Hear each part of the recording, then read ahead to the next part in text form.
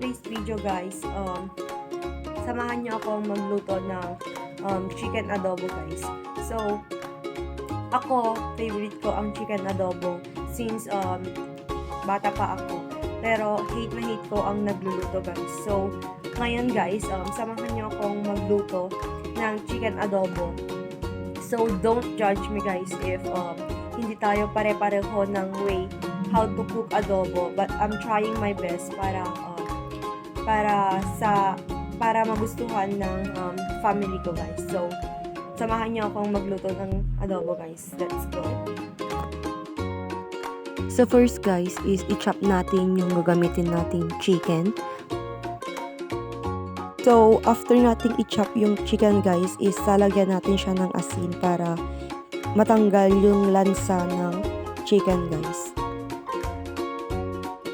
After nating lagyan ng asin guys is hugasan natin siya ng 3 beses para matanggal yung asin niya guys, para hindi siya maalat pag linuto natin guys.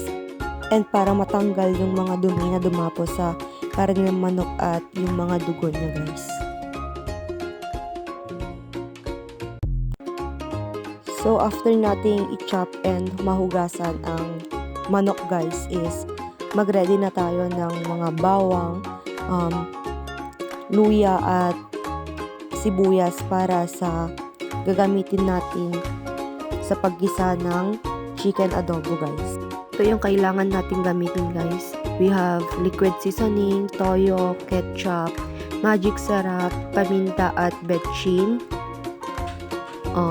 luya, sibuyas, bawang, at syempre ang manok guys. Pag ready na yung gagamitin nating mga rekado guys is lagyan na natin siya ng mantika. So yan guys. And if mainit na yung mantika guys, lagay na natin yung bawang.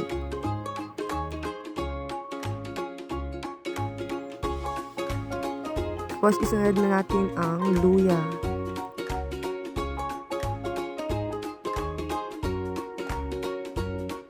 And igisa natin ito hanggang mag golden brown yung bawang guys.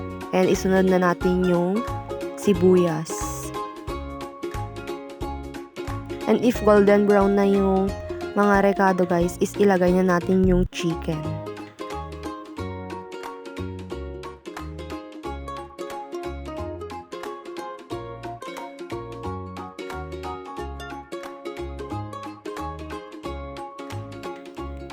Tsaka natin lagyan ng patis guys, pampatanggal ng lansa. Tapos takpan natin ito guys.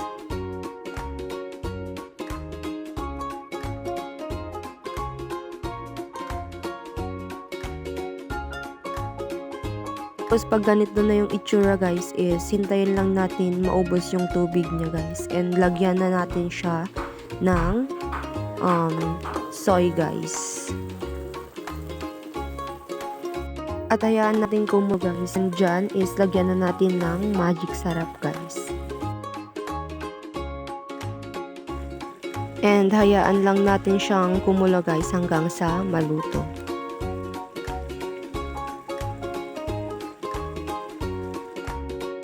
And yan guys, malapit na siyang maluto.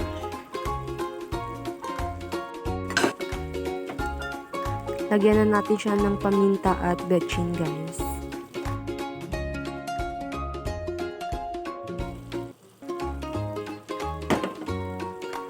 And ihalo natin siya guys at hayaang kumulo guys hanggang sa maluto na guys. Siyang maluto guys is lagyan na natin siya ng ketchup para pambalanse ng lasa niya guys.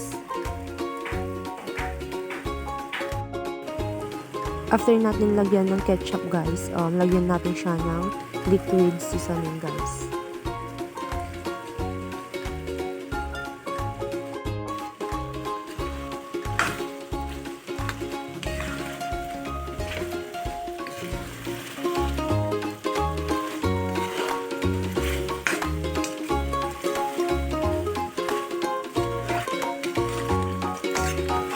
And if ganito na yung itsura niya guys, is okay na yan.